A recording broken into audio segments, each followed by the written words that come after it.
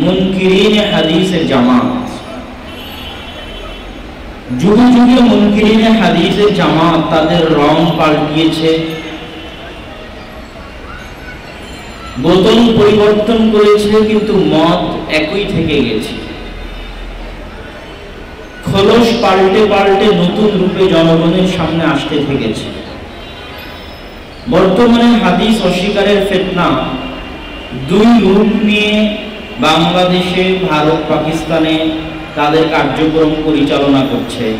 তার মধ্যে একটা রূপ হচ্ছে বিজ্ঞানের সাথে সংঘর্ষ দেখিয়ে নাস্তিকতার বীজ বপন করে মানুষকে রাসূল সাল্লাল্লাহু আলাইহি ওয়াসাল্লামের হাদিস বিদ্বেষী করে তোলা, হাদিস নিয়ে ঠাট্টা মশকরা করতে শিখানো। এটা একটা রূপ। আর আরেকটা রূপ হচ্ছে ভালো সুরতে, নেক সুরতে, ইসলামী লেবাসে, কোরআনের তাফসীরের নামে, কোরআন একাডেমির নামে, কোরআন ফাউন্ডেশনের নামে, কোরআনের ব্যাখ্যার নামে আড়ালে অবডালে হাদিস অস্বীকার করার চক্রান্ত, হাদিসকে নস্যাৎ করার, ধ্বংস করার, হাদিসের উপর থেকে মুসলমানের ঈমান, মুসলমানের আকীদা, বিশ্বাস উঠিয়ে নেওয়ার চক্রান্ত অব্যাহত আছে।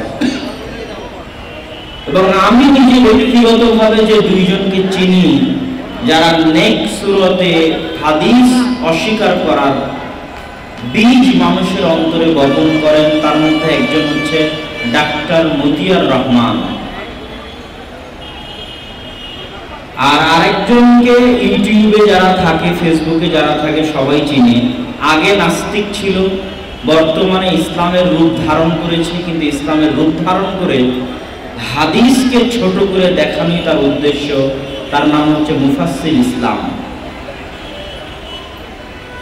এরকম অগণিত অসংখ্য হাজারো মানুষ বাংলাদেশের গ্রামে গঞ্জে, ইউটিউবে, ফেসবুকে হয় নাস্তিকতার নামে, বিজ্ঞান বিরোধিতার নামে, হাদিস নিয়ে ঠাট্টা মশকরা, অথবা কোরআনের তাফসীরের নামে, কোরআনের ব্যাখ্যার নামে, কোরআন ফাউন্ডেশন, কোরআন একাডেমির নামে নেক সুরতে সুন্দর চেহারায় হাদিসকে জবাই করার পরিকল্পনা বাস্তবায়ন করে চলেছে। সুতরাং যুগের চাহিদা অনুযায়ী হাদিসের প্রামাণ্য, হাদিসের প্রামাণিকতা জনগণের সামনে তুলে ধরা অবশ্য কর্তব্য। আমরা কি জন্য হাদিস মানব, হাদিস মানতে কেন বাধ্য? হাদিস অস্বীকারের যে ফিতনা আজকে আমরা দেখতে পাচ্ছি, মুস্তাফা সেবাইর মতে পরিপূর্ণরূপে হাদিস অস্বীকার ইসলামের কোনো ফেরকা কোনো যুগেই করেনি।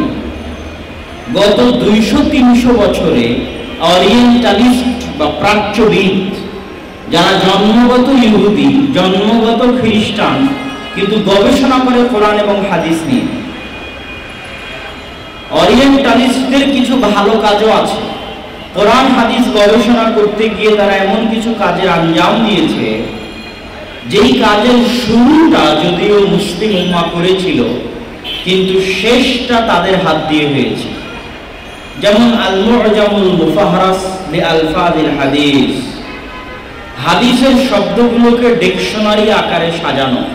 কুতুবে সিত্তার সব শব্দ, যে নিয়াত শব্দটা উল্লেখ করার পর বলা হবে নিয়াত শব্দে 10টা হাদিস, একটা আবু দাউদে, 2টা বুখারীতে, 3টা মুসলিমে, 4টা নাসাইতে, কত নাম্বার বাবে, কত নাম্বার অধ্যায়ে আছে তা সহ উল্লেখ করে দেওয়া হবে। আমি নিয়াত শব্দ খুঁজলেই নিয়াত শব্দ সংশ্লিষ্ট কুতুবে সিত্তার সব হাদিস কোথায় আছে তা বের করতে পারবো। মাকতাবা শামেলা আসার আগে মানুষের কাছে একটাই মাধ্যম ছিল, সেটা হচ্ছে আল মু'জামুল মুফাহরাস, এই বইটা, এই ডিকশনারিটা, যেটা হাদিসের শব্দ ভান্ডারের উপর ছিল। আমার উস্তাদ মুফতি সাঈদ আহমদ আল পালানপুরি রাহিমাহুল্লাহ, আমি যার নিকটে বুখারী জিলদে আউয়াল প্রথম খণ্ড পড়েছি, তিনি টানা 4 ঘন্টা দার্স দিতেন। তো তিনি তার দার্সে বলেছিলেন যে যারা মু'জামুল মুফাহরাস লিখেছে তাদের একজন মুসনাদে আহমদ প্রথম থেকে শেষ পর্যন্ত 16 বার অধ্যয়ন করেছে। কয়বার? 16 বার। মুসনাদে আহমদ এত বিশাল গ্রন্থ, 30-32 খণ্ডের এই বিশাল গ্রন্থ একজন ইহুদি, একজন খ্রিস্টান আল মুআজামুল মুফাহারাস লেখার জন্য, হাদিসের উপর গবেষণা করার জন্য প্রথম থেকে শেষ পর্যন্ত 16 বার অধ্যয়ন করেছে। তাহলে হাদিস নিয়ে তাদের কত গবেষণা ছিল। আমরা আলোচনা করছিলাম যে ইসলামের কোন ফিরকা, খারিজি হোক, মুতাজিলা হোক, মুরজিয়া হোক, জাহমিয়া হোক, কাদারিয়া হোক, কোন ফিরকাই 100তে 100 পরিপূর্ণ হাদিস অস্বীকার করেনি অরিয়েন্টালিস্টদের উত্থানের আগ পর্যন্ত। অরিয়েন্টালিস্ট বা প্রাচ্যবিদদের উত্থানের পরে সর্বপ্রথম 100তে 100 পরিপূর্ণ হাদিস অস্বীকার করার ফিতনা শুরু হয়। আর আগের যুগের যত ফিরকা ছিল তারা হাদিসের বিভিন্ন অংশকে বিভিন্ন মাধ্যমে, বিভিন্ন কায়দায়, বিভিন্ন মারপেচে হাদিসকে ধ্বংস করার, হাদিসকে নষ্ট করার চেষ্টা করেছে, ওপেনলি হাদিস অস্বীকার করেনি। তবে হাদিসের প্রতি দুর্বলতা, হাদিসের প্রতি অস্বীকারের কিছু বীজের আলামত সাহাবীদের যুগেও পাওয়া যায়। একজন ব্যক্তি আব্দুল্লাহ বিন ওমর রাদিয়াল্লাহু তাআলা আনহুকে জিজ্ঞেস করছে যে আমরা তো কোরআনে ভীত সন্ত্রস্ত অবস্থায় কিভাবে সালাত আদায় করতে হবে তার বিবরণ পাই, সালাতুল খাউফের বিবরণ পাই, বাড়িতে থাকা অবস্থায় কিভাবে সালাত আদায় করতে হবে তার বিবরণ পাই, কিন্তু সফরে থাকা অবস্থায় কিভাবে সালাত আদায় করব তার বিবরণ তো হাদিসে পাই না, তার বিবরণ তো কোরআনে পাই না। এই যে তার বিবরণ কোরআনে পাই না মর্মে যে প্রশ্ন উত্থাপন করা হলো, এই প্রশ্নের মধ্যে হাদিস অস্বীকারের বীজ আছে। তখন আব্দুল্লাহ বিন ওমর রাদিয়াল্লাহু তাআলা আনহু উত্তরে বললেন, শোনো, ইন্নাল্লাহ আযজা ওয়া জাল্লা বা'আথা ইলাইনা মুহাম্মাদান সাল্লাল্লাহু আলাইহি ওয়াসাল্লাম, আল্লাহ আমাদেরকে মুহাম্মদ সাল্লাল্লাহু আলাইহি ওয়াসাল্লামকে আমাদের নিকট পাঠিয়েছেন, আমাদের নবী করে মুহাম্মদ সাল্লাল্লাহু আলাইহি ওয়াসাল্লামকে পাঠিয়েছেন। তার নবী হওয়ার আগে লা না'লামু শাইআন, আমরা কিছুই জানতাম না, কি কোরআন আর কি হাদিস কিছুই জানতাম না, কোনটা কোরআন আর কোনটা হাদিস এই পার্থক্য করার জ্ঞানটুকুও তো আমাদের নাই। আমরা কি করেছি জানো? হাদিস কোরআন আজকে তোমরা বুঝতেছো যে এটা হাদিস, এটা কোরআন, ব্যাখ্যা বিশ্লেষণ, মতভেদ, মতানৈক্য এটা তোমাদের যুগে ঘটছে, আমাদের যুগে কিছু না। আমাদের যুগে তো আমরা জাহেল, অজ্ঞ, আমরা কিছুই জানতাম না। মুহাম্মদ সাল্লাল্লাহু আলাইহি ওয়াসাল্লামকে আল্লাহ নবী করে পাঠালেন, তিনি যা করতেন, যা বলতেন আমরা তাই করতাম, তাই বলতাম। তার এই মন্তব্য থেকে একটা জিনিস স্পষ্ট ফুটে উঠল যে হাদিসের অস্তিত্বহীনতা, কোরআনের অস্তিত্বহীনতা। কেননা হাদিস যেই মুখ দিয়ে বের হয়েছে, কোরআনও ওই মুখ দিয়ে বের হয়েছে। আব্দুল্লাহ বিন ওমর বলছে আমরা তো কিছুই জানি না, কোনটা কোরআন কোনটা হাদিস এটা পার্থক্য করার ক্ষমতা আমাদের নাই। একই মুখ দিয়ে কোরআন বের হচ্ছে, একই মুখ দিয়ে হাদিস বের হচ্ছে। তো রাসূল সাল্লাল্লাহু আলাইহি ওয়াসাল্লাম যতক্ষণ না পার্থক্য করে দিবেন যে এটা কোরআনের আয়াত আর এটা হাদিস, ততক্ষণ আমাদের বোঝার ক্ষমতা নাই। তাহলে আল্লাহ রাসূল যে বলতেছেন এটা কোরআন, এই বলাটাও একটা হাদিস। আল্লাহ রাসূল যে বলতেছেন এটা কোরআনের অমুক আয়াত, এই বলাটাও একটা হাদিস। এই হাদিসটা আল্লাহ রাসূলের মুখ দিয়ে বের হচ্ছে। তাহলে কোরআন ও হাদিস হোক, দুটোরই উৎপত্তি স্থল, দুটোরই নির্গত হওয়ার জায়গা, বের হওয়ার জায়গা মুহাম্মদ সাল্লাল্লাহু আলাইহি ওয়াসাল্লামের মুখ। আর কোরআন কোনটা এটাও বোঝার জায়গা মুহাম্মদ সাল্লাল্লাহু আলাইহি ওয়াসাল্লামের মুখ। উনি যে আল্লাহর নবী, এটা যে কোরআন আল্লাহর বাণী, এটাও বোঝার জায়গা মুহাম্মদ সাল্লাল্লাহু আলাইহি ওয়াসাল্লামের মুখ। তাহলে এই মুখ থেকে বের হওয়া বাণীকে যদি অস্বীকার করা হয়, তাহলে সবার আগে কোরআনকে অস্বীকার করতে হবে। কেননা আল্লাহ কোরআনের জন্য আলাদা নবী আর হাদিসের জন্য আলাদা নবী পাঠাননি, একই নবী পাঠিয়েছেন। হাদিস অস্বীকার করার ক্ষেত্রে যে দলিলগুলো পেশ করা হয়ে থাকে তার মধ্যে সবচেয়ে বড় দলিল হচ্ছে আল্লাহ সুবহানাহু ওয়া তাআলা পবিত্র কোরআনে বহু জায়গায় বলেছেন যে কোরআন তোমাদের সব সমস্যার সমাধান। তিবিয়ানান লিকুল্লি শাইইন মা ফারাতনা ফিল কিতাবি মিন শাই, আমরা এই বইয়ে কোনো কিছু আলোচনা করতে বাকি রাখিনি। এই বই সবকিছুর সমস্যার সমাধান। এই পয়েন্ট উত্থাপন করে তারা বলতে চায় যেহেতু সব সমস্যার সমাধান কোরআনে আছে, সেহেতু আমরা হাদিসের মুখাপেক্ষী নই। কিন্তু এই কথা তো ডাহা মিথ্যা কথা। কোরআনে আল্লাহ সুবহানাহু ওয়া তাআলা কোরআনকে না ইতিহাস গ্রন্থ বানিয়েছেন, কোরআনকে না সাহিত্যের গ্রন্থ বানিয়েছেন, কোরআনকে না বিজ্ঞানের গ্রন্থ বানিয়েছেন, কোরআনকে না বায়োলজির গ্রন্থ বানিয়েছেন, কোরআনকে না জান্নাত জাহান্নামের বর্ণনা দেওয়ার গ্রন্থ বানিয়েছেন, ও কোরআনকে না পরকালের বর্ণনা দেওয়ার গ্রন্থ বানিয়েছেন, কোরআনকে না আল্লাহর নিয়ামত রাজির বর্ণনা দেওয়ার গ্রন্থ বানিয়েছেন, কোরআনকে না তর্ক বিতর্কের গ্রন্থ বানিয়েছেন, কোরআনকে না কবিতার গ্রন্থ বানিয়েছেন। অথচ কোরআনে কবিতাও আছে, গদ্যও আছে, ইতিহাসও আছে, গল্প আছে, বিজ্ঞানও আছে, বায়োলজিও আছে, সবকিছুই আছে। অথচ এটা সবকিছু সকল বিষয়ের গ্রন্থ নয়। এটা পৃথিবীর কেউই দাবি করতে পারবে না। এই দাবি চরম মিথ্যা দাবি। কোরআন কিসের গ্রন্থ? হুদাল লিন্নাস, হেদায়েতের গ্রন্থ। এটা মানুষকে হেদায়েত করার জন্য যতটুকু ইতিহাস প্রয়োজন, যতটুকু আল্লাহর নিয়ামতের বর্ণনা প্রয়োজন, যতটুকু পরকালের বর্ণনা প্রয়োজন, যতটুকু তর্ক বিতর্ক প্রয়োজন, যতটুকু হুকুম আহকাম প্রয়োজন একটা মানুষের হেদায়েতের জন্য, আল্লাহ সুবহানাহু ওয়া তাআলা ততটুকুই কোরআনের মধ্যে বর্ণনা করেছেন। এই জন্য আল্লাহ সুবহানাহু ওয়া তাআলা কোথাও দেখতে পাবেন না যে মুসা আলাইহিস সালাতু ওয়াস সালামের ঘটনা শুরু করছে এভাবে যে মুসার জন্ম এত সালে, তারপরে মুসার এই হলো, তারপরে মুসার এই হলো, তারপরে মুসার এই হলো, এই হলো, এই হলো, তারপরে মুসা মারা গেল। এইভাবে কোথাও সিরিয়াল বর্ণনা পাবেন না। ইব্রাহিমের ঘটনা, ইউসুফের ঘটনা কোথাও সিরিয়াল পাবেন না, জন্ম থেকে মৃত্যু পর্যন্ত পাবেন না। ভিন্ন ভিন্ন জায়গায় কখনো মুসার ডুবে যাওয়ার ঘটনা এক জায়গায়, কখনো মুসার মুখ ঠিক করে দেওয়ার ঘটনা এক জায়গায়, কখনো মুসা আলাইহিস সালামের আল্লাহর সাথে কথা বলার ঘটনা এক জায়গায়। কেন? যখন আল্লাহ সুবহানাহু ওয়া তাআলা প্রাসঙ্গিকতার কারণে যেই কথা দিয়ে মানুষকে যেভাবে হেদায়েত দেওয়া ভালো মনে করেছেন, পড়তে পড়তে মানুষের হৃদয়ে বেশি প্রভাব বিস্তার করবে, মানুষের হৃদয়ে বেশি নাড়া দিবে, বেশি আঘাত দিবে, আল্লাহ সুবহানাহু ওয়া তাআলা সেভাবে পুরো ঘটনাটাকে ভাগ ভাগ করে যতটুকু উল্লেখ করার প্রয়োজন ততটুকু সেখানে সেভাবে উল্লেখ করেছেন। সুতরাং কোরআন সবকিছুরই বই, সবকিছুই কোরআনের মধ্যে আছে, এই কথা মিথ্যা কথা। যদি কোরআনের মধ্যে সবকিছুই থাকতো তিবিয়ানাল লিকুল্লি শাই, তাহলে আল্লাহ সুবহানাহু ওয়া তাআলা মুহাম্মদ সাল্লাল্লাহু আলাইহি ওয়াসাল্লামকে পাঠাতেন না। জিবরাইলকে বলতেন, যাও দুনিয়ার মানুষকে বলো এই নাও কোরআন, সবকিছু এর মধ্যে আছে, তোমরা পড়ো আর আমল করো। বাস মানুষ কোরআন পেত, পড়তো আর আমল করতো।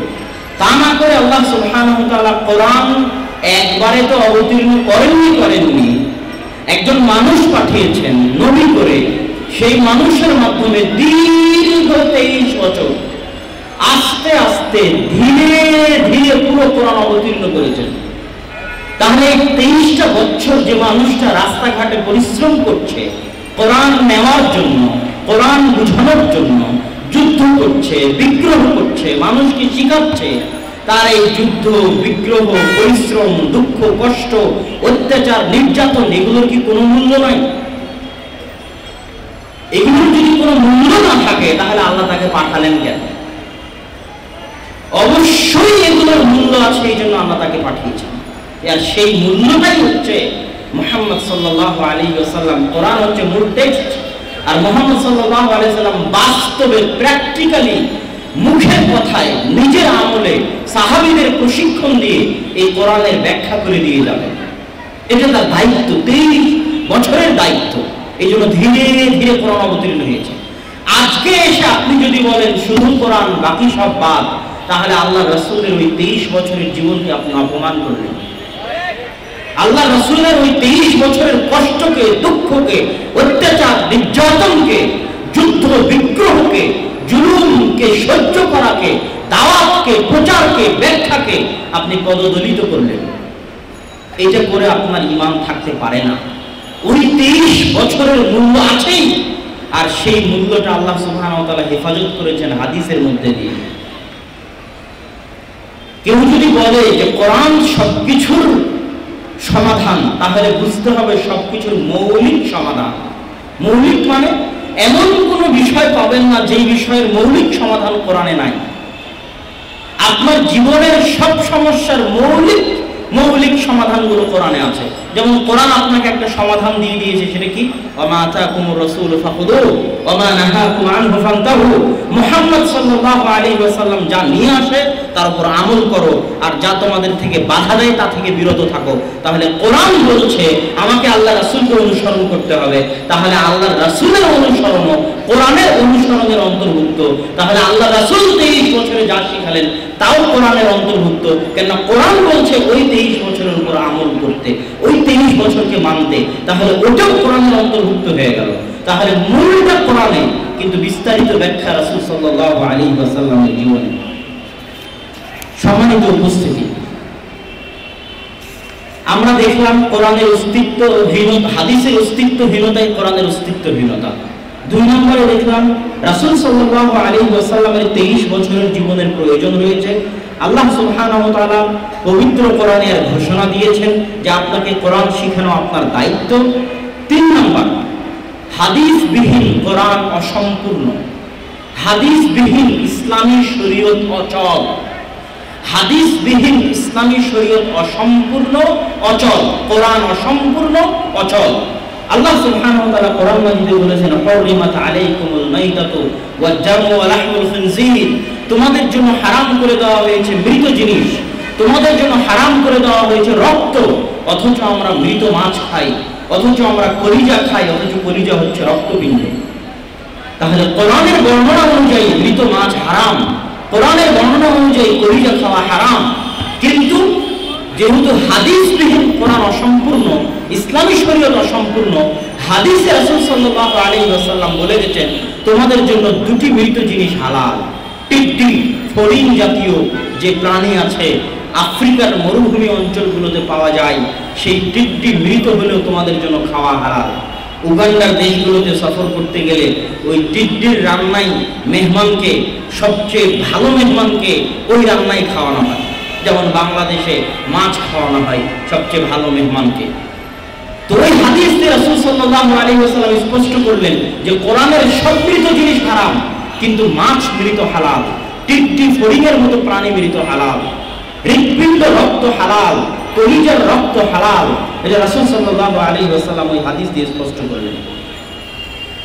ইসলামী শরীয়তের বিরাট বিরাট অংশ আছে যেগুলো হাদিস ছাড়া বাস্তবায়ন সম্ভব নয়।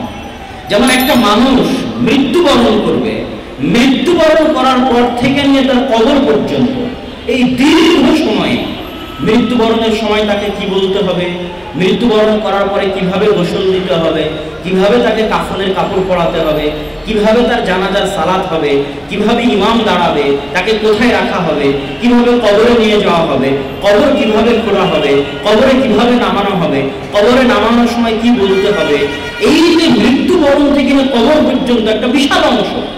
কেউ যদি বলে যে সে শুধু কোরআন মানবে তাহলে আর জানাজাই আর হবে না।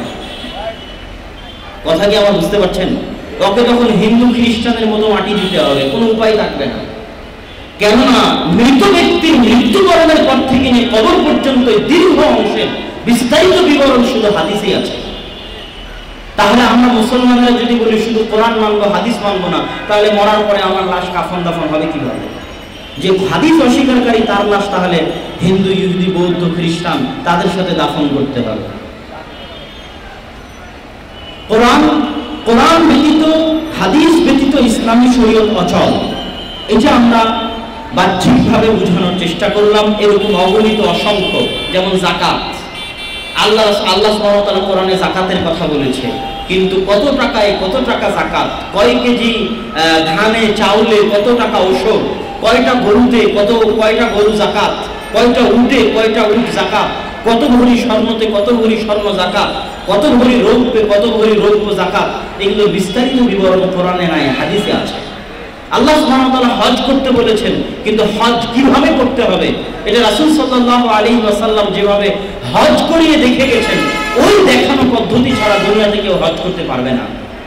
আল্লাহ সুবহানাহু ওয়া তাআলা কোরআনে সালাত আদায় করতে বলেছেন, কিভাবে রুকু হবে, কিভাবে সিজদা হবে, কিভাবে কয় রাকাত সালাত কোন ওয়াক্তের জন্য আদায় করতে হবে, তার বিস্তারিত বিবরণ রাসূল সাল্লাল্লাহু আলাইহি ওয়াসাল্লাম আমল করে দেখিয়ে গেছেন। সুতরাং হাদিস ব্যতীত ইসলামী শরীয়ত অচল। হাদিসের উপর যে সমস্ত অভিযোগ উত্থাপন করা হয় তার এক নম্বর অভিযোগ, কোরআন লেখা হলো, হাদিস কেন লেখা হলো না? খোলাফায়ে রাশিদিন কোরআন লিখিত আকারে তৈরি করলেন, হাদিস কেন তারা লিখে গেলেন না?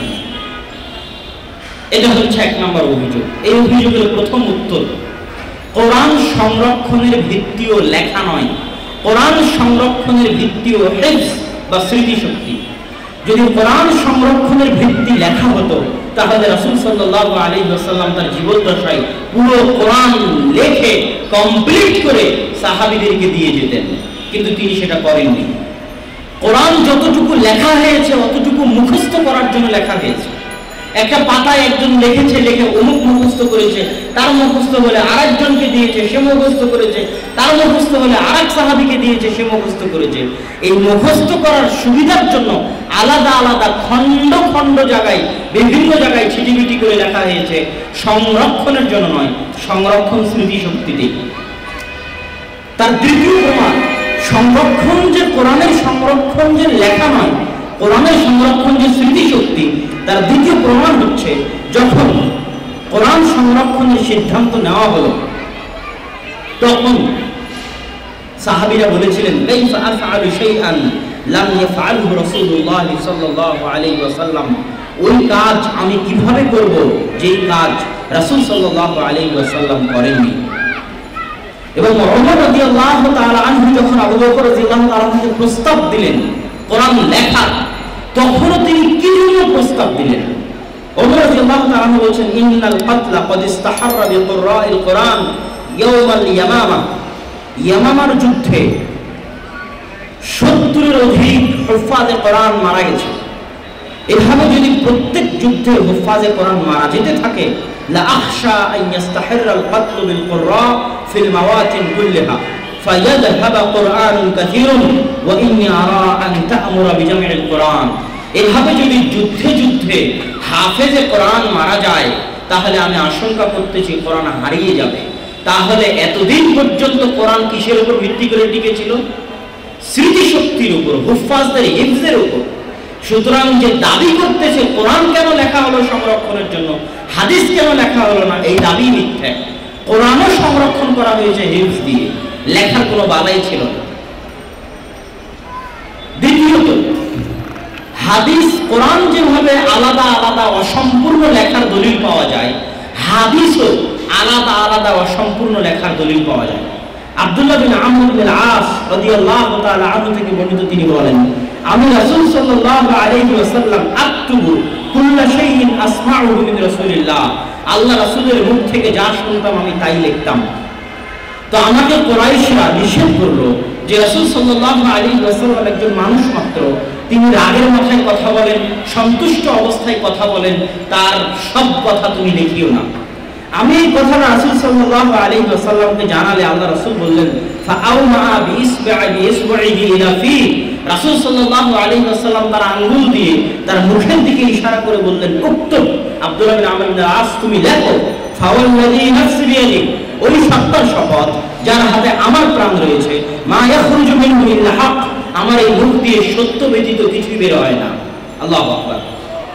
তাহলে রাসূল সাল্লাল্লাহু আলাইহি ওয়াসাল্লামের যুগেও হাদিস লেখার অকাট্য, অগণিত অসংখ্য প্রমাণ পাওয়া যায়।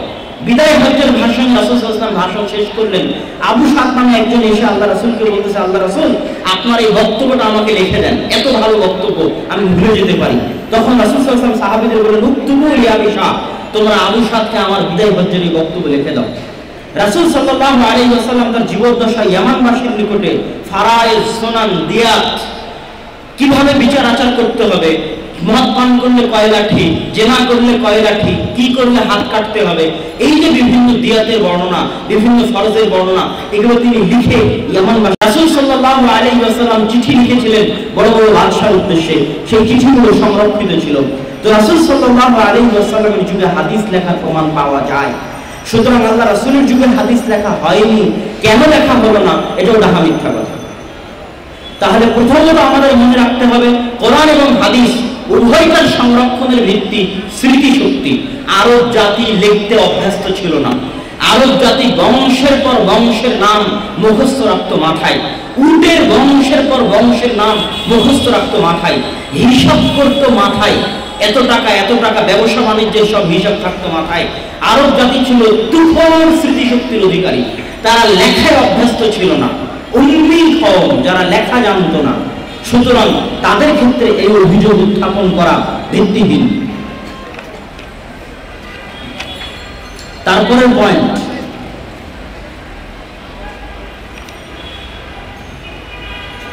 রাসূল সাল্লাল্লাহু আলাইহি ওয়াসাল্লাম, এখানে আরেকটা প্রশ্ন উত্থাপন করা হয়। বুঝলাম আল্লাহ রাসূলের যুগে হাদিস সংরক্ষণের ভিত্তি ছিল মুখস্থ শক্তি, কিন্তু উসমান রাদিয়াল্লাহু তাআলা যখন কোরআন জমা করলেন, ওমর রাদিয়াল্লাহু তাআলা, আবু বকর রাদিয়াল্লাহু তাআলা যখন কোরআন জমা করলেন, তখন তারা হাদিস কেন জমা করার সিদ্ধান্ত নিলেন না? হাদিস জমা করার সিদ্ধান্ত কেন নিলেন? এটার প্রথম উত্তর, ওমর রাদিয়াল্লাহু তাআলা হাদিস জমা করার সিদ্ধান্ত নিয়েছিলেন সাহাবীদের ঐক্যমতে, কিন্তু তিনি হাদিস জমা করার সিদ্ধান্ত থেকে ফিরে এসেছিলেন। ওমর রাদিয়াল্লাহু তাআলা হাদিস জমা করার সিদ্ধান্ত নিয়ে ইস্তেখারা করে হাদিস জমা করার সিদ্ধান্ত থেকে ফিরে এসেছিলেন। সুতরাং প্রথম কথা যে তারা হাদিস জমা করার সিদ্ধান্ত নেননি, এই কথা ভুল। সিদ্ধান্ত নিয়েছিলেন তথা হাদিসের প্রয়োজনীয়তা তারা অনুভব করতেন।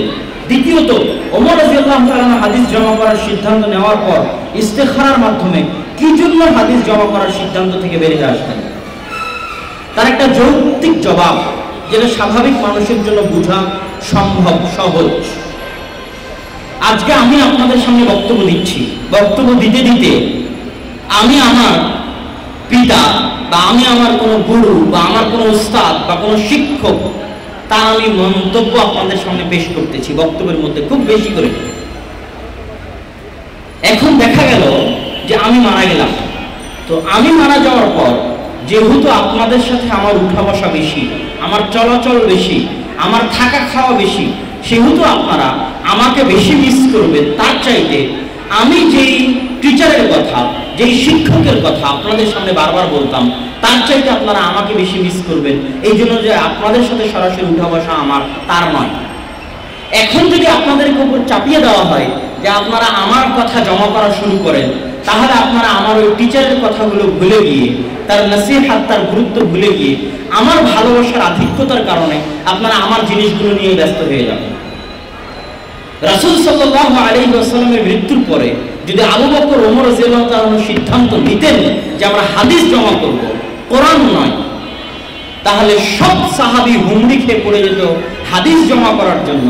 কেননা তারা আল্লাহ রাসূলের বিরহ বেদনায়, আল্লাহ রাসূলের বিচ্ছেদ বেদনায় এতটা কাতর ছিলেন যে আল্লাহ রাসূলের জীবনের প্রত্যেকটা স্মৃতি সংরক্ষণ করার দায়িত্ব যদি তাদের দেওয়া হতো, তারা জীবন দিয়ে দিতেন ওই স্মৃতিগুলো সংরক্ষণ করার জন্য। কেন হাদিসে এসেছে আল্লাহ রাসূলের মুখ থেকে থুথুও পড়তো না, ওই থুথু তারা হাতে নিয়ে গায়ে লাগিয়ে দিতেন। এত ভক্তি।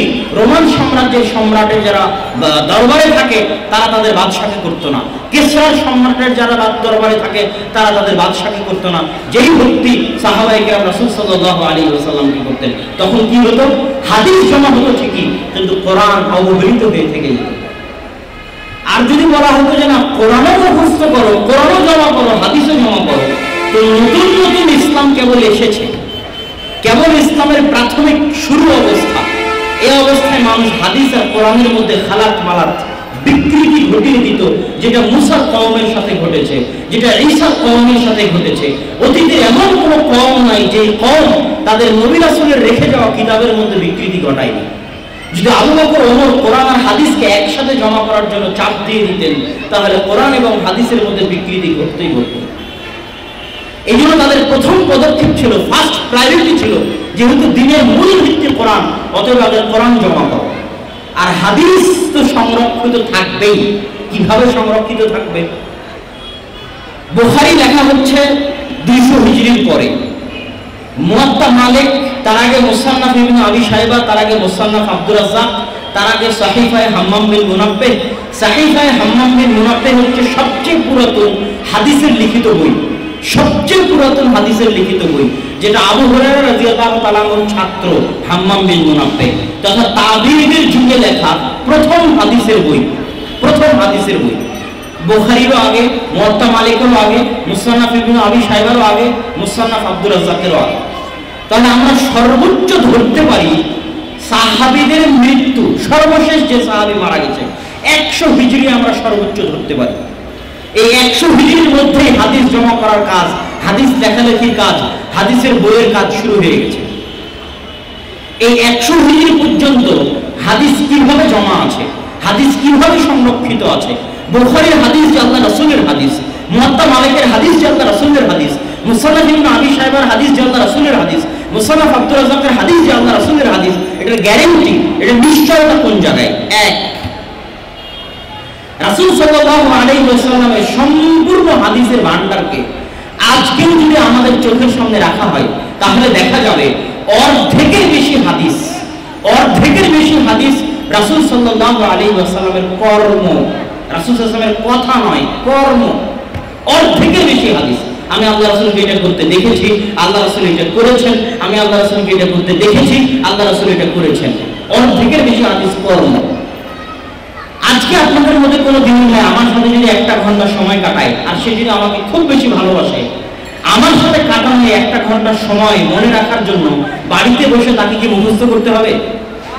সূর্যটার অমুক দিন এত তারিখে অমুক অমুক জায়গায় আব্দুল্লাহ ভাইয়ের সাথে এই গেছিলাম, এই করেছিলাম, এটা মুখস্থ করা লাগবে? এই আপনি যদি আজ প্রধানমন্ত্রী শেখ হাসিনার সাথে সময় কাটান, তো প্রধানমন্ত্রী শেখ হাসিনার সাথে কাটানোর সময়টা আপনাকে বাড়িতে বসে খাতায় লিখে মুখস্থ করা লাগবে? লাগবে না। এটা অযৌক্তিক, অকল্পনীয়, অসম্ভব। যেখানে সাধারণ মানুষের ক্ষেত্রে এটা গ্রহণযোগ্য নয়, সেখানে যে সাহাবীরা রাসূল সাল্লাল্লাহু আলাইহি ওয়াসাল্লামের এক একটা নির্দেশের জন্য জীবন দিতে পারতেন, ওই সাহাবী আল্লাহ রাসূলের সাথে কোথায় কি করেছেন, কোথায় কিভাবে থেকেছেন, আল্লাহ রাসূলকে কোথায় কি করতে দেখেছেন, ওটা মনে রাখার জন্য মুখস্থ করা লাগবে? অসম্ভব। এটা অকল্পনীয়, অযৌক্তিক। ওই সাহাবী যতদিন বেঁচে থাকবে ততদিন অটোমেটিক তার মাথার মধ্যে আল্লাহ রাসূলের ওই দৃশ্য ঘুরতে থাকবে। তার পাশাপাশি এটাও মাথায় রাখতে হবে আরব কওম পৃথিবীর সবচেয়ে তুখোড় স্মৃতিশক্তির অধিকারী কওম। ইমাম জোহরি যখন বাজার দিয়ে হেঁটে যেতেন তখন 2 কানের মধ্যে আঙ্গুল দিতেন, কেননা প্রত্যেক যে কথা তার কান দিয়ে ঢুকে তা তার মাথার মধ্যে সেভ হয়ে যায়, অটোমেটিক রেকর্ড হয়ে যায়। তো বাজারের কথাবার্তা যেন মাথার মধ্যে রেকর্ড না হয়, সেভ না হয়, এই জন্য তিনি বাজারের মধ্যে কানে আঙ্গুল দিয়ে যেতেন। এটা আরব কওম, সবচেয়ে তুখোড় স্মৃতিশক্তির অধিকারী কওম। তাহলে যেখানে আল্লাহ রাসূলের সাথে করা কাজগুলো হচ্ছে 70%, 60%-এর বেশি হাদিস, তাহলে ওই হাদিসগুলো আমার আলাদা মুখস্থের কোনো প্রয়োজন নাই। দ্বিতীয়ত, বাকি যে হাদিসগুলো যেগুলো রাসূল সাল্লাল্লাহু আলাইহি ওয়াসাল্লামের কওলি হাদিস, মুখের কথা, যেটা আমাকে মুখস্থ রাখতে হবে, তো ওই মুখের কথাও আমার মুখস্থ রাখার এই জন্য প্রয়োজন নাই যে সাহাবায়ে কেরাম রাসূল সাল্লাল্লাহু আলাইহি ওয়াসাল্লামের এত বেশি অনুসরণ করতেন, এত বেশি অনুসরণ করতেন যে তারা প্রত্যেক যে নির্দেশ আল্লাহ রাসূলের কাছ থেকে শুনেছেন সেটা তারা বাস্তবে প্রয়োগ করেছেন। এখন আমি আবু বকর, আমি ওমর, আমি উসমান, আব্দুল্লাহ বিন আব্বাস, আব্দুল্লাহ বিন ওমর, আবু হুরায়রা 5 ওয়াক্ত সালাত আদায় করে আল্লাহ রাসূলের মুখের কথা শুনে, আল্লাহ রাসূলের সালাত দেখে, তখন 5 ওয়াক্ত সালাতের কি কি হুকুম আহকাম, আল্লাহ রাসূল কি কি বলেছেন তা আমাকে মুখস্থ করা লাগবে? আমি তো প্রত্যেকদিন 5 ওয়াক্ত সালাত আদায় করতেছি, তো মুখস্থ কেন করব? আল্লাহ রাসূলের সাহাবীরা কি বেনামাজি ছিল যে মুখস্থ করবে? ও তো নামাজের মাসালা নামাজ আদায় করার মাধ্যমে মুখস্থ রাখতো, ও তো প্রতিদিনই 5 ওয়াক্ত সালাত আদায় করতেছে। রমজানের মাসলা আমাকে মুখস্থ করা লাগবে? আমি তো রোজ রমজানের সিয়াম রাখতেছি। আমি আব্দুল্লাহ বিন ওমর, আমি আব্দুল্লাহ বিন আব্বাস, আমি আনাস বিন মালিক রোজ রমজানের সিয়াম রাখি। আল্লাহ রাসূল কি বলেছেন রমজানে, কি বলেছেন রমজানে, তা আমি নিজে আমল করি, আমার আবার মুখস্থ করার কি প্রয়োজন? হজ আল্লাহ রাসূল কিভাবে করলেন, যাকাত কিভাবে দিলেন, আমি তো নিজে যাকাত দিই। মুহাদ্দিসরা হাদিস মনে রাখতো কিভাবে? আহমদ বিন হাম্বল 10 লক্ষ হাদিসের হাফেজ কিভাবে? এমন কোন হাদিস শুনেনি যে হাদিসের উপর আমল করেনি। আমল করলেই হাদিস মুখস্থ থাকে, আমল করলেই হাদিস মুখস্থ থাকে। এখন আমি যদি সোমবার বৃহস্পতিবারের সিয়াম রাখি, তাহলে কি আমাকে আর এই হাদিস মুখস্থ রাখা লাগবে যে আল্লাহ রাসূল সোমবার বৃহস্পতিবার সিয়াম রাখতেন? আমি যদি সোমবার বৃহস্পতিবার সিয়াম না রাখি, তাহলে আমাকে মুখস্থ করা লাগবে যে আল্লাহ রাসূল সোমবার বৃহস্পতিবার সিয়াম রাখতেন। আমি তো রোজ প্রতি সপ্তাহে সোমবার বৃহস্পতিবার সিয়াম রাখি, তাহলে আমি কেন মুখস্থ করব যে সোমবার বৃহস্পতিবার সিয়াম আল্লাহ রাসূল রাখতেন?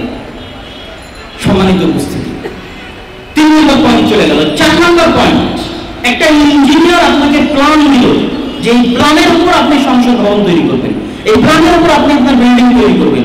বিল্ডিং তৈরি হয়ে গেছে, প্ল্যানটা আমি টুকরো টুকরো করে ছেড়ে ফেলে দিলাম নদীতে।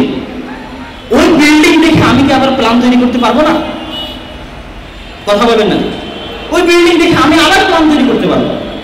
রাসূল সাল্লাল্লাহু আলাইহি ওয়াসাল্লাম পুরো ইসলামী শরিয়াত যে প্ল্যান দিয়েছিলেন, ডেমোচিত্র, 40 বছর যাবত আবু বকর, ওমর, ওসমান, আলী 100-তে 100 ওই প্ল্যান তাদের ইসলামী খেলাফতের বাস্তবায়ন করেছে।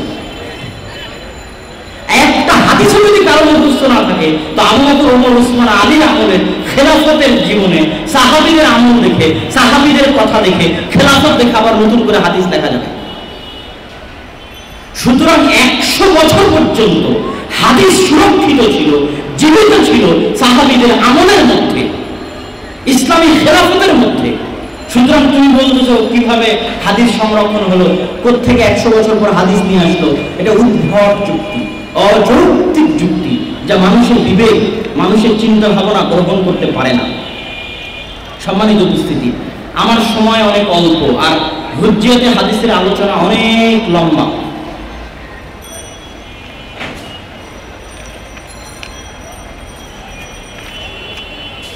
আরেকটা শেষ একটা ঘটনা বলে, হাদিস সংরক্ষণের উপর যে অভিযোগ, সেই অভিযোগের একটা ঘটনা বলে আমি আমার বক্তব্যের ইতি টানবো, যেটা আমি বহু বক্তব্যে বলেছি। সাহিফায়ে হাম্মাম বিন মুনাব্বিহ, আপনাকে একটু মনোযোগ দিয়ে শুনতে হবে। আবু হুরায়রা রাদিয়াল্লাহু তাআলা আনহু আল্লাহর রাসূলের ছাত্র। আবু হুরায়রা রাদিয়াল্লাহু, আচ্ছা এখানে আরেকটা কথা মনে পড়লো, হাদিস দেখার প্রয়োজন এই জন্য আরো হয়নি যে হুফাজে হাদিসরা হুফাজে কোরআনদের মতো কোনো যুদ্ধে মারা যান না। হুফাজে কোরআনরা যেভাবে যুদ্ধে মারা গেছে, ওভাবে আবু হুরায়রা, আনাস বিন মালিক, আব্দুল্লাহ বিন আব্বাস, আব্দুল্লাহ বিন ওমর, আব্দুল্লাহ বিন মাসউদ, যারা হুফাজে হাদিস ছিলেন, হাজার হাজার হাদিসের বর্ণনাকারী, আয়েশা রাদিয়াল্লাহু তাআলা আনহা, তারা একসাথে কোনো যুদ্ধে মারা যাননি। তারা স্বাভাবিক অবস্থায় দুনিয়া থেকে বিদায় নিয়েছেন। এই জন্য তাৎক্ষণিক কোনো প্রয়োজন দেখা দেয়নি যে আমাকে হাদিস সংরক্ষণ করতে হবে, নাহলে হাদিস হারিয়ে যাবে। আবু হুরায়রা যদি জীবিত থাকে, আব্দুল্লাহ বিন ওমর যদি জীবিত থাকে, আব্দুল্লাহ বিন আব্বাস যদি জীবিত থাকে, আয়েশা যদি জীবিত থাকে, তো হাদিস তো জীবিত আছে, হাদিস তো সংরক্ষিত আছে। আবু হুরায়রা রাদিয়াল্লাহু তাআলা আনহুর ছাত্র হচ্ছে হাম্মাম বিন মুনাব্বিহ। হাম্মাম বিন মুনাব্বিহের ছাত্র হচ্ছে মা'মার বিন রাশিদ আস-সানআনি। সানআ হচ্ছে ইয়েমেনের রাজধানী, আজকের ইয়েমেনের রাজধানী সানআ। মা'মার বিন রাশিদের ছাত্র হচ্ছে আব্দুর রাজ্জাক বিন হাম্মাম আস-সানআনি, যিনি মুসান্নাফ আব্দুর রাজ্জাকের লেখক। মুসান্নাফ আব্দুর রাজ্জাক নামে গ্রন্থের নাম শুনেছেন? ইসলামিক ফাউন্ডেশন কর্তৃক বাংলা অনুবাদ হয়েছে বলে আমার জানা। ওই মুসান্নাফ আব্দুর রাজ্জাকের লেখক ইমাম আব্দুর রাজ্জাক ইয়েমেনের রাজধানী সানআর অধিবাসী। উনি মা'মার বিন রাশিদের ছাত্র, আর মা'মার বিন রাশিদ হাম্মামের ছাত্র, আর হাম্মাম আবু হুরায়রার ছাত্র। ওই আব্দুর রাজ্জাক, যিনি মুসান্নাফ আব্দুর রাজ্জাকের লেখক, তার ছাত্র হচ্ছে আহমদ বিন হাম্বল। আহমদ বিন হাম্বলের ছাত্র হচ্ছে ইমাম বুখারী, ইমাম শাফিঈ, আর ইমাম বুখারীর ছাত্র হচ্ছে ইমাম তিরমিজি। তো আর নিচে না যায়, এই পর্যন্ত আমরা থেমে থাকি। এখানে আরেকটা সানাদ যেটা বলে আমি আমার বক্তব্য শেষ করে দিব। তো সাহিফায়ে হাম্মাম বিন মুনাব্বিহ, যেটাতে হাম্মাম বিন মুনাব্বিহ আবু হুরায়রা রাদিয়াল্লাহু তাআলা আনহুর হাদিস লিখতো, ওই পুরো লিখিত পাণ্ডুলিপিটা হাম্মাম বিন মুনাব্বিহ পড়িয়েছে তার ছাত্র মা'মার বিন রাশিদকে। মা'মার বিন রাশিদ ওই পুরো লিখিত পাণ্ডুলিপিটা পড়িয়েছে তার ছাত্র আব্দুর রাজ্জাককে, যে মুসান্নাফ আব্দুর রাজ্জাকের লেখক। এখন মুসান্নাফ আব্দুর রাজ্জাক যখন মুসান্নাফ আব্দুর রাজ্জাক লেখা শুরু করেন, তখন ওই সাহিফায়ে হাম্মাম বিন মুনাব্বিহের যে পাণ্ডুলিপি ছিল, যেটা উনি ওনার উস্তাদ মা'মার বিন রাশিদের কাছে পড়েছে, ওখান থেকে তিনি অনেক হাদিস তার মুসান্নাফ আব্দুর রাজ্জাকে নিয়েছেন। মুসান্নাফ আব্দুর রাজ্জাকের লেখক ইমাম আব্দুর রাজ্জাক আস-সানআনি যখন এই বই তার ছাত্র আহমদ বিন হাম্বলকে পড়িয়েছে, তখন আহমদ বিন হাম্বল ওই পাণ্ডুলিপি থেকে অনেক হাদিস তার মুসনাদে আহমদের মধ্যে নিয়েছে। ইমাম আহমদ যখন তার এই পাণ্ডুলিপি তার ছাত্র ইমাম বুখারীকে পড়িয়েছে, তখন ইমাম বুখারী আজকের সহিহ বুখারীর মধ্যে ওই পাণ্ডুলিপি থেকে অনেক হাদিস জমা করেছে। ওই পাণ্ডুলিপি থেকে, যেই পাণ্ডুলিপি হাম্মাম বিন মুনাব্বিহ আবু হুরায়রা রাদিয়াল্লাহু তাআলা আনহুর নিকট থেকে লিখেছে। আজ 1400 বছর পরে জার্মানির বার্লিন লাইব্রেরিতে ওই পাণ্ডুলিপির হাতে লেখা একটা পাণ্ডুলিপি পাওয়া যায়, হাতে লেখা নুসখা, যেটা ডাক্তার হামিদুল্লাহ তাহকিক করেছে। তো এই হাতে লেখা নুসখা হাতে পাওয়ার পর উনি একটা কাজ করলেন, যে কাজটা হাদিস সংরক্ষণের জ্বলন্ত নিদর্শন। কি কাজ করলেন উনি? ওই সাহিফায়ে হাম্মাম বিন মুনাব্বিহের হাতে লেখা পাণ্ডুলিপির সাথে ওই হাদিসগুলো মিলিয়ে দেখলেন যে হাদিসগুলো এই বই থেকে ইমাম বুখারী তার সহিহ বুখারীতে নিয়েছে, এই বই থেকে আহমদ বিন হাম্বল তার মুসনাদে আহমদে নিয়েছে, এই বই থেকে ইমাম আব্দুর রাজ্জাক তার মুসান্নাফ আব্দুর রাজ্জাকে নিয়েছে। তিনটে গ্রন্থ বর্তমান পৃথিবীতে প্রকাশিত, যে গ্রন্থে হাদিস নেওয়া হয়েছে আবু হুরায়রার ছাত্র হাম্মাম বিন মুনাব্বিহের লেখা বই থেকে, একটা মুসান্নাফ আব্দুর রাজ্জাক, একটা সহিহ বুখারী, একটা মুসনাদে আহমদ। তো ডক্টর হামিদুল্লাহ ওই হাতে লেখা পাণ্ডুলিপি পাওয়ার পর ওই পাণ্ডুলিপির যে হাদিসগুলো এই তিনটে বইয়ের মধ্যে আছে, এই তিনটে বইয়ের হাদিসের সাথে মিলিয়ে দেখলেন। মিলিয়ে দেখার পর উনি আশ্চর্য হলেন, কোরআনের যেমন একটা অক্ষরের পরিবর্তন নাই, হরফের পরিবর্তন নাই, হারকাতের পরিবর্তন নাই, যে হাদিসগুলো সহিহ হাম্মাম বিন মুনাব্বিহ থেকে বুখারীতে নকল করা হয়েছিল, মুসনাদে আহমদে নকল করা হয়েছিল, মুসান্নাফ আব্দুর রাজ্জাকে নকল করা হয়েছিল, ওই মূল পাণ্ডুলিপির সাথে একটা অক্ষরেরও পরিবর্তন নাই। আল্লাহু আকবার। এটা হচ্ছে মুহাদ্দিসদের হাদিস সংরক্ষণের সবচেয়ে বড় জ্বলন্ত নিদর্শন। হাদিস সংরক্ষণের জ্বলন্ত নিদর্শনের আরেকটা মন্তব্য বলে আজকের বক্তব্য আমি শেষ করব। আহমদ বিন হাম্বলের শিক্ষক ইমাম শাফিঈ, ইমাম শাফিঈর শিক্ষক ইমাম মালিক, ইমাম মালিকের শিক্ষক নাফে', আর নাফে' হচ্ছে আব্দুল্লাহ বিন উমরের ছাত্র। ইমাম মালিক আর আব্দুল্লাহ বিন উমরের মাঝে মাত্র একজন। ইমাম মালিক মুয়াত্তা মালিক লিখছেন, আর তার মুয়াত্তা মালিকের মাঝে আর আব্দুল্লাহ বিন উমর সাহাবীর মাঝে মাত্র কে? একজন, যিনি আব্দুল্লাহ বিন উমরের আজাদকৃত গোলাম দাস ছিলেন, নাফে'। তো ইমাম আহমদ বিন হাম্বল হাদিস বর্ণনা করছে শাফিঈ থেকে, শাফিঈ হাদিস বর্ণনা করছে মালিক থেকে, মালিক বর্ণনা করছে নাফে' থেকে, নাফে' আব্দুল্লাহ বিন উমর থেকে। এটাকে বলা হয় আসাহুল আসানিদ। এই সানাদকে বলা হয় সিলসিলাতুল যাহাব, স্বর্ণ দিয়ে রচিত সানাদ। এই সানাদগুলো প্রমাণ করে যে হাদিস মুহাদ্দিসিন ইকরাম সংরক্ষণ করেছেন এবং সংরক্ষণ করতে সফল হয়েছেন। আলোচনার আরো অনেক অংশ বাকি আছে। প্রাচ্যবিদরা হাদিসের উপর কি কি অভিযোগ উত্থাপন করে সেগুলোর জবাব, তারপরে আবু হুরায়রা রাদিয়াল্লাহু তাআলা আনহুর উপর বিভিন্ন অভিযোগ সেটার জবাব, তারপরে হাদিসের বিভিন্ন মূলনীতি দিয়ে হাদিসকে ধ্বংস করার চেষ্টা সেটার জবাব। এই যে বিস্তারিত লম্বা আলোচনাগুলো, তারপরে মুহাদ্দিসরা যে পদ্ধতিতে হাদিস তাহকিক করে, মুহাদ্দিসদের হাদিস তাহকিকের একটা পদ্ধতি আছে ডাক্তার মতিউর রহমানের। ডাক্তার মতিউর রহমানের যেটা সবচেয়ে বড় ধোঁকাবাজি, যেটা সবচেয়ে বড় আমি বলবো বেয়াদবি, সেই বেয়াদবিটা উনি করেন মুহাদ্দিসদের সাথে। উনি বলেন যে মুহাদ্দিসদের হাদিস তাহকিকের যে পদ্ধতি, এই পদ্ধতিতে হাদিস তাহকিক করলে কোন হাদিস সহিহ কোন হাদিস যঈফ তা বোঝা যাবে না। এটা ডাক্তার মতিউর রহমানের দাবি। উনি বলেন যে মুহাদ্দিসরা নাকি শুধু সানাদ দেখে হাদিস যাচাই বাছাই করে, মাতান দেখে করে না। এগুলো সব বিস্তারিত জবাব আমি আমার বই আমরা হাদিস মানতে বাধ্য এই বইয়ের মধ্যে দিয়েছি। আর এটাই সত্য, এটাই স্পষ্ট, যারা এই হাদিস শাস্ত্রের প্রতি অভিযোগ উত্থাপন করেছে এরা হাদিস শাস্ত্র সম্পর্কে অজ্ঞ, এরা হাদিস শাস্ত্র সম্পর্কে মূর্খ, এরা হাদিস শাস্ত্র সম্পর্কে জাহেল। যে হাদিস শাস্ত্রের উপর মন্তব্য করার আগে হাদিস শাস্ত্রের ওজন এত বেশি যে সারা পৃথিবীর যত বিদ্যা আছে, ইঞ্জিনিয়ারিং বিদ্যা, ডাক্তারি বিদ্যা, বিজ্ঞানী বিদ্যা, সব বিদ্যার বই পুস্তকার পরিশ্রম, সব ডাক্তারের পরিশ্রম, সব ইঞ্জিনিয়ারের পরিশ্রম, সব বিজ্ঞানের পরিশ্রম এক পাল্লায় রাখলে মুহাদ্দিসদের পরিশ্রম, মুহাদ্দিসদের লেখালেখি, মুহাদ্দিসদের গবেষণার পাল্লা ভারী হবে। এবং মুহাদ্দিসদের এই পরিশ্রম দুনিয়ার মানুষ কল্পনা করতে পারবে না। কি কঠিন, কি ভয়ঙ্কর, কি ভয়াবহ পরিশ্রম একমাত্র যার হাদিস শাস্ত্র সম্পর্কে জ্ঞান আছে সেই ধরতে পারবে। লক্ষ লক্ষ হাদিসের লক্ষ লক্ষ রাবী, ওই লক্ষ লক্ষ রাবীর জন্মস্থান, মৃত্যুস্থান, জন্মসাল, মৃত্যুসাল, ওই লক্ষ লক্ষ রাবী কার থেকে হাদিস শুনেছে, কার থেকে শুনেনি, তার থেকে কে শুনেছে, তার থেকে কে শুনেনি, সে ভালো না মন্দ, তার স্মৃতিশক্তি মজবুত না দুর্বল, তার চরিত্র কেমন, সব কিছু হাদিস তো জমা করেছে। লক্ষ লক্ষ রাবীর জীবনী মুহাদ্দিসরা তাদের বইয়ের পাতায় জমা করে দিয়ে চলে গেছে, যারা হাদিসের বর্ণনাকারী। শুধু তাই নয়, একটা হাদিস যাচাই করার ক্ষেত্রে মুহাদ্দিসরা যে কোষ্ঠী পাথর দিয়ে হাদিস যাচাই বাছাই করে, এই কোষ্ঠী পাথর দিয়ে হাদিস যাচাই বাছাই করা মানুষের পক্ষে সম্ভব নয়, একমাত্র ওই যুগের মুহাদ্দিসদের পক্ষে সম্ভব হয়েছে, মানুষের পক্ষে সম্ভব নয়। তারা কোনো যখন একটা হাদিস, যেমন আমি একটা হাদিস বর্ণনা করলাম, আমার হাদিস যদি মুহাদ্দিস যাচাই করতে চায় তাহলে কি করবে? একজন মুহাদ্দিস আমার হাদিসের উপর এমনি হুকুম লাগিয়ে দিবে? এত সহজ না। একটা মুহাদ্দিস দেখবে আব্দুল্লাহ কোথায় কোথায় পড়েছিল, আর কয়টা ক্লাসমেট ছিল, আর কয়জন টিচার ছিল, আর কয়জন ছাত্র ছিল। এবার আমার যতজন ক্লাসমেট আছে সব ক্লাসমেট যত হাদিস বর্ণনা করেছে সব হাদিস জমা করবে, আমার হাদিস জমা করবে। এবার আমার যতজন শায়েখ ছিল তাদের হাদিস, আমার যতজন ছাত্র তাদের হাদিস জমা করার পর দেখবে আমি যে হাদিস আমার টিচার থেকে বর্ণনা করতেছি, আমার আর কয়েকটা বন্ধু ওই হাদিস ওইভাবে ওই টিচারের কাছ থেকে বর্ণনা করতেছে। যদি দেখে যে বাকিরা আমার মতো করে বর্ণনা না করতেছে, 50% মিলতেছে 50% মিলে না, তাহলে বলবো সাইয়্যুল হিফজ। যদি দেখে 60% 70% মিলতেছে, 30% 20% মিলতেছে না, তাহলে বলবো সাদুকুন ফাফাদাতুহু।